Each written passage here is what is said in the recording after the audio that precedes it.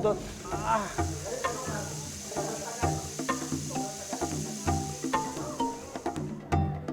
And sa pagsusukat namin, umabot ng 16 feet.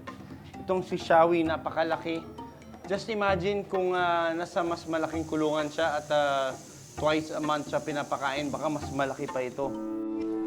Dito sa puwet, dito natin malalaman kung babae lalaki yan, ha? Ayan, kita mo. Ay, kita niyo yan.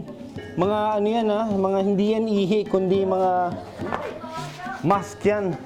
Wow, kita mo, grabe, oh.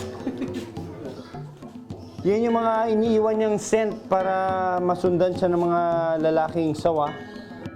1995, nang simulang alagaan ng ama ni Jojo ang sawa.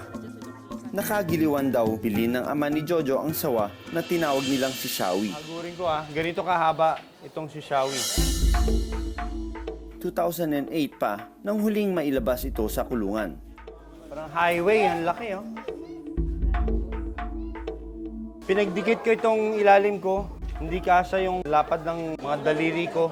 Ilapag na lang natin sa sahig. Sinamantala ko na rin makita ang galaw at ugali nito kapag wala siya sa kulungan. This is amazing, ano? Ang isang ahas may instincts bumalik sa kanyang dating kulungan. So, normal to dahil lang mga ahas sa kagubatan. Pag meron silang taguan, kaya nilang bumalik sa kanilang dating lungga. Ilang saglit pa, dumating na din ang DNR para tulungan kaming mailipat sa isang maayos na pasilidad, si Shawi. Saan po kaya siya madadala? Una Doc, thank you din at nandito kayo para dito sa mga rescue. In fact, sa mga marami kami nire-rescue, medyo kulang din tayo ng facilities. Malaki rin ang natutunan ni Jojo sa pag-alaga ng buhay ilang. Sinabi nito, dapat nasa white pala ito.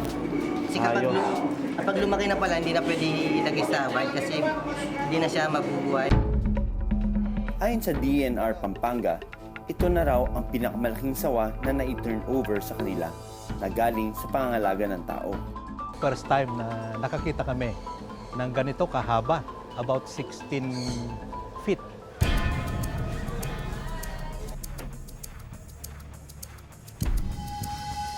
This is a better place to transport it kaysa dun sa maliit. Sobrang init na ngayon. Hindi safe na ipasok dun sa crate, ano? Air condition, so okay siya. Kada buwan, mahigit 8 tawag ang kanilang natatanggap para mag-turnover ng ahas. Finally, nakarating na tayo dito sa paglilipatan niyang facilities. And kuhanin natin sa van. Taas niyo to. Whoa!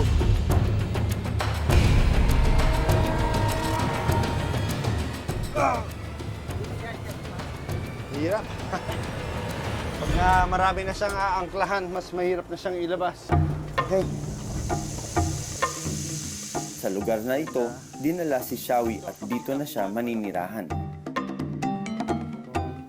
Accredited ng DNR ang lugar na ito para magsilbing alternatibong pasilidad para pagdala ng mga hayop na na-rescue at na-turnover. Ang timbang, 49.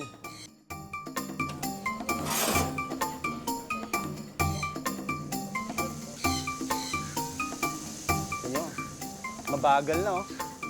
Yung totoong wild na ito, sigurado nahagip na ako nito. Nagsa-strike man siya. Yun yung mga natitirang wild instincts niya pero panakot na lang niya yun, hindi niya tinutuloy. Sa dami ng buhay ilang na kailang i-rescue at i-turn over sa mga rescue center gaya ng ahas, hindi na sumasapat ang pasilidad kung saan sila pwedeng ilagay. Sa cage is a little bit bigger, although hindi ito yung talagang ideal na enclosure niya. Pero at least meron siyang sunlight. Napaka-importante ng sunlight for reptiles. Meron siyang babaran. At kita mo, yun kagad ang hinanap nyo, yung tubig, which wala siya dun sa dating kulungan niya, no? Nakakalungkot man isipin, hindi na pwedeng maibalik sa wild si Shawi dahil matagal na itong nabuhay sa pangangalaga ng tao. Paulit-ulit naming sasabihin na huwag nang mag-alaga ng mga buhay ilang dahil sa huli sila rin ang kawawa.